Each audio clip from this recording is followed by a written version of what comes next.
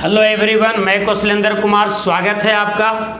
आज हम लोग पढ़ेंगे लिमिट का 8वां लेक्चर, लिमिट एट इन्फिनिटी।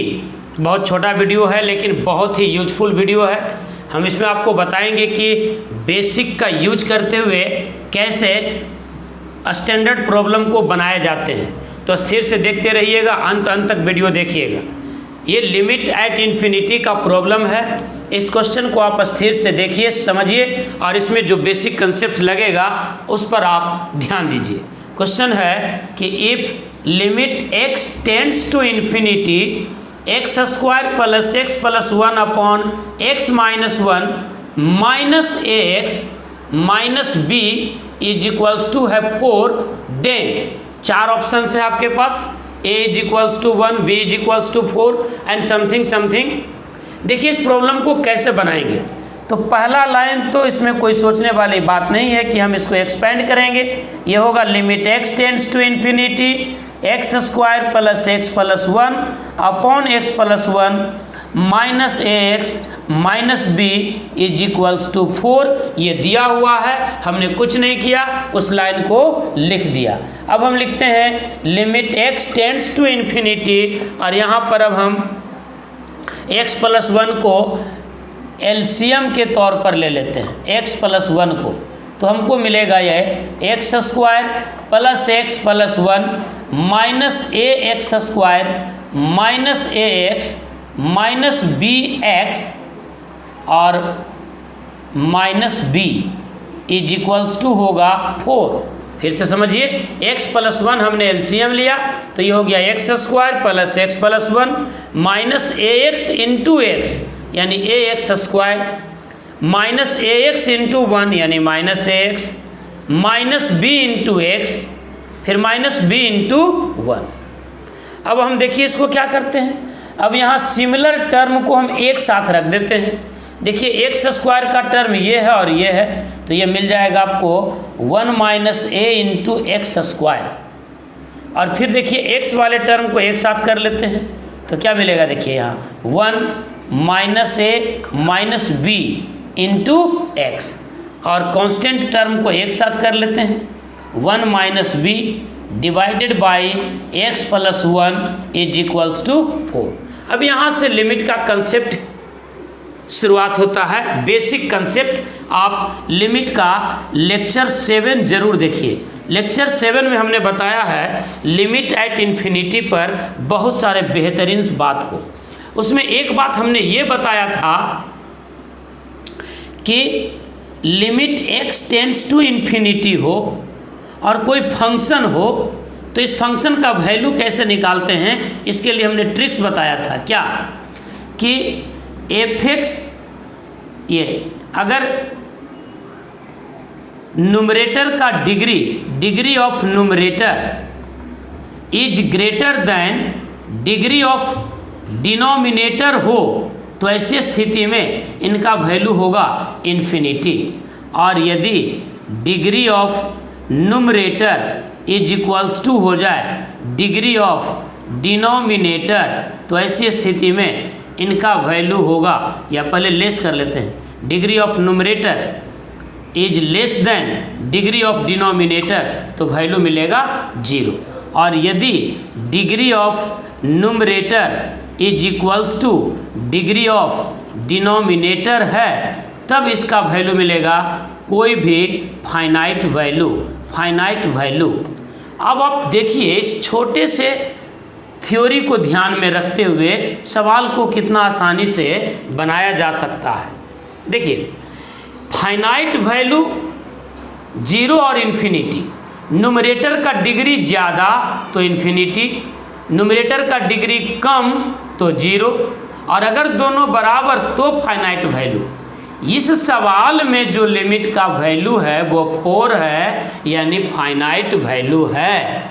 यानी इस प्रॉब्लम में लिमिट का जो वैल्यू मिला है वो फाइनाइट है। इसका मतलब ये हुआ कि in this problem degree of denominator should be equals to degree of numerator.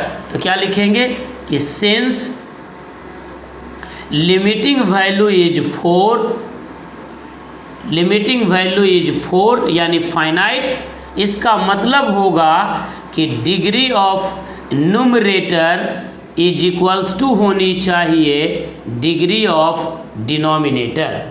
इसका मतलब ये हुआ कि डिनोमिनेटर का डिग्री 1 है, डिनोमिनेटर का डिग्री जो है वो 1 है, degree of denominator is equals to 1, तो न्यूमरेटर का डिग्री भी 1 होना चाहिए, न्यूमरेटर का डिग्री भी 1 होगा।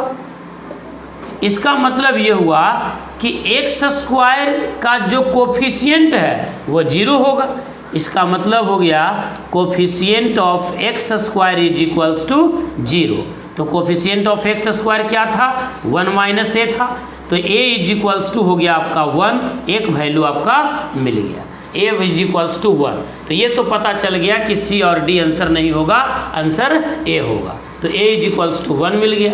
अब हम बी निकालना चाहते हैं, तो बी के लिए भी देखिए डिग्री इसका 1 है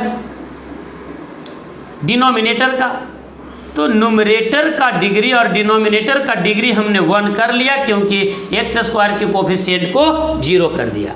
अब ध्यान दीजिए, अब यहाँ पर फिर एक ट्रिक्स काम आता है क्या, कि if degree of numerator and denominator are same, अगर न्यूमरेटर और डिनोमिनेटर का डिग्री सेम हो जाए, then the limiting value is the ratio, limiting value is the ratio, limiting value जो है वो देखिएगा इज द रेशियो, रेशियो होता है किसका, of coefficient of maximum power, maximum power यानी x के मैक्सिमम पावर का जो कोफिशिएंट है उसका रेशियो हो जाएगा आंसर। इसका मतलब यह ध्यान दीजिएगा, फिर से जगह कम है तो हम इसको मिटाते हैं, इस लाइन को मिटाते हैं यहाँ पर, और ए का वैल्यू हम फिर से आपको बताते हुए आगे चलते हैं। अभी आपने देख लिया था कि ए का वैल्यू 1 मिला था, क्यों मिला था ए का वैल्यू 1, क्योंकि न्यूमरेटर और डिनोमिनेटर का डिग्री हमने सेम किया था, तो एक्स स्क्वायर का कोफिशिएंट 0 होगा तभी तो इसका डिग्री 1 बनेगा, तो ये डिग्री सेम हो गया, यानी 1 माइनस ए 0 हो गया, तो ए का वैल्यू 1 हो गया। अब देखिए एक्स का जो कोफिशिएंट है वही आंसर होना चाहिए, यानी लिमिटिंग वैल्यू होना चाहिए 1 minus A minus b, x का कोफिशिएंट न्यूमरेटर में और एक्स का कोफिशिएंट डिनोमिनेटर में, इतना का वैल्यू होना चाहिए 4। समझ में आई बात, मतलब डिग्री अगर सेम हो, जैसे limit x tends to infinity 3x square plus 5x plus 7 बटा 2x square plus 3x plus 2 है, तो इसका आंसर क्या लिखेंगे, एक्स स्क्वायर का कोफिशिएंट बटा एक्स स्क्वायर का कोफिशिएंट, यही आंसर होगा।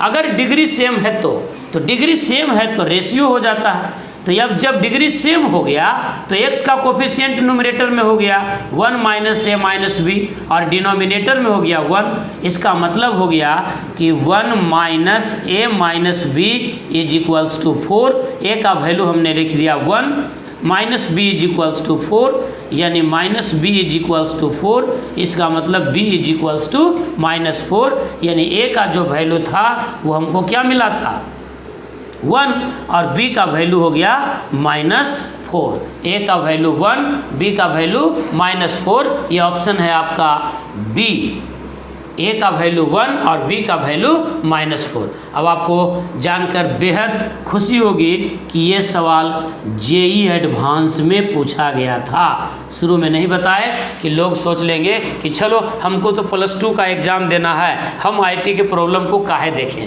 नहीं, बहुत आसान सवाल है। जेई एडवांस में भी मैं बता रहा हूँ कि कंसेप्ट पर आधारित प्रॉब्लम्स पूछे जाते हैं, तो जेई एडवांस पूछा गया है सवाल कब, 2012 में, नेट का ज़माना है, आप सर्च कर सकते हैं कि हम झूठ बोल रहे हैं या सच बोल रहे हैं। ये जेई 2012 का प्रॉब्लम था एडवांस में, लिमिट से रिलेटेड, और आपने देखा कि इस सवाल को बनाने के लिए हमने सिर्फ और सिर्फ बेसिक का इस्तेमाल किया है। धन्यवाद दोस्तों। कहना यह है कि बड़ी आसानी से आप सवाल बना सकते हैं यदि आपके पास कंसेप्ट है, तो आप अपने दोस्तों को इस चैनल से ज़रूर जोड़िए। चैनल को आप भी सब्सक्राइब कीजिए। वीडियो अच्छा लगता है वीडियो को लाइक कीजिए, दूसरों के साथ शेयर कीजिए। Thank you, all the best, have a nice day.